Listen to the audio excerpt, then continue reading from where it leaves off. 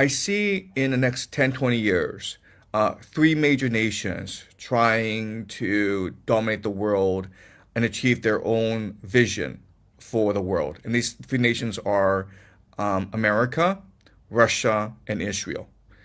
China does have a vision. I thought you were going to say China for sure.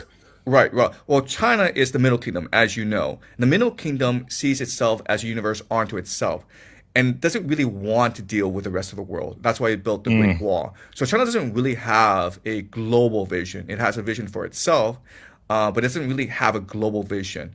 And actually, Interesting. in if you look at Chinese history, in times of major international tumult, what China often does is turtle up. Basically, it basically retreats into its borders and closes off naval trade.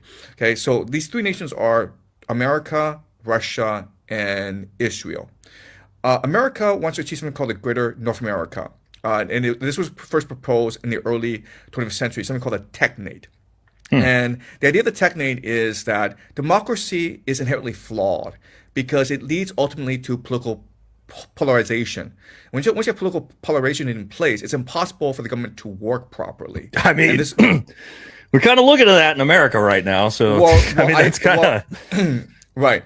And so, what's the solution to this? And the idea is rule by technocrats, rule by engineers who use data, statistics, artificial intelligence in order to develop policies that benefit the people. Okay, that's the first plank. The second plank is to expand America to a point where it becomes entirely self-sufficient, and you do that by annexing Canada.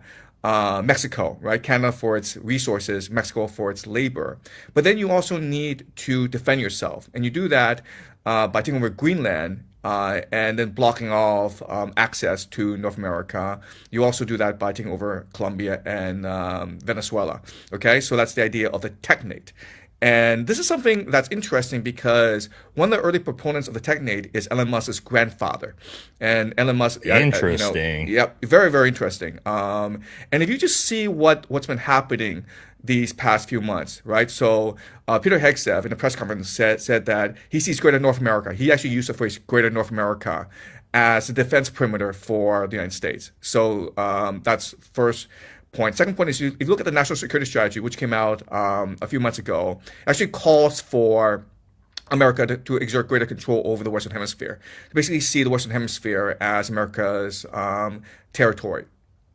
And then you see this push towards AI data centers, and you ask yourself, why are they investing so much in AI data centers when they actually they don't produce any profit? Okay, right. Yeah. So you can make the argument like, America is slowly moving towards the vision of the technate. That's the first major vision.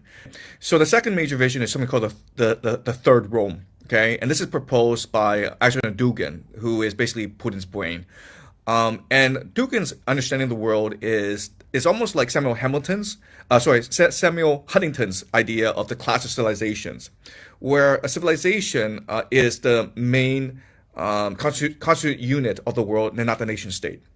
And so what he proposes is that Russia is fundamentally at odds with the West because Russia is an Orthodox society that is traditionalist and family orientated.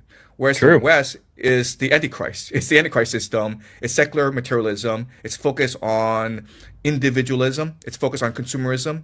It's focused on secularism, materialism, and this is all part of the Antichrist system. And so he sees this as a fundamental conflict driving geopolitics for the next 10, 20 years. And so what he proposes is an alliance between religious societies. Okay, so he sees Russia as a third Rome. Right, the first Rome was Rome. Second Rome was Constantinople. The third Rome was Right. Moscow. And the idea is there'll be no fourth Rome. And so Moscow will unite with the Iranians, which is Islamic. It will unite with the Islamic world. It will reconcile with the Catholic world, the Orthodox That's and what I was Catholic just world. going to ask you. Would they Will reconcile with Europe? Yeah. Exactly. And they will also reconcile with Israel because Israel is also fundamentally like a extreme religious society, right? So if you're And religious, Russia is very pro. People don't realize Russia is very pro-Israel. You think about exactly, how many exactly. Russians, and if you think about Ashkenazi Jews, a lot of those come from Russia. So Exactly. yeah. That's right. And Putin has never really criticized Israel for what happened in Nope. Gaza, right? So, Yep. so yeah, so that's a vision, and so this sets up a conflict ultimately between Russia and the religious community versus the Antichrist system, which will include, and this is very important to remember, which will include America and China. Okay, so in this grand vision, Wow, interesting.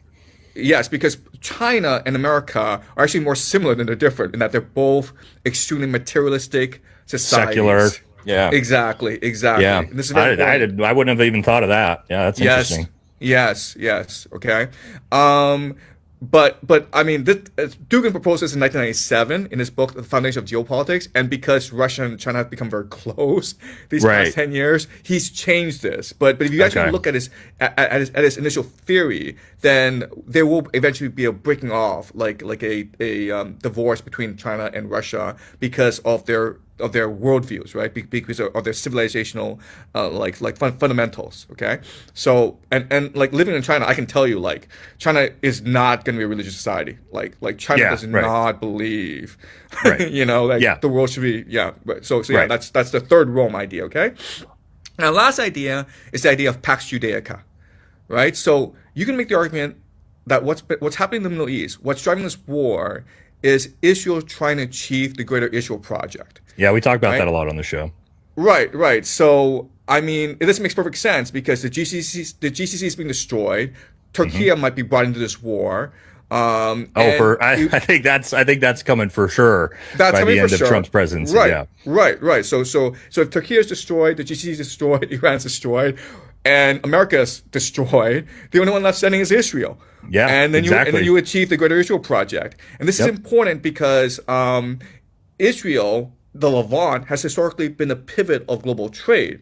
So if you want to access Africa, you have to go through the Levant, right? Mm-hmm. And Africa has the youngest population in the world, which means that it will be probably the most economically vibrant part of the world in the next 100 years. And if They Israel have the can control natural Africa- resources for it and they have too. the If they natural can ever, resources, right? they can ever get the actual systemic or the actual systems in place, get rid of the warlords and everything going on. Africa could become a massive superpower.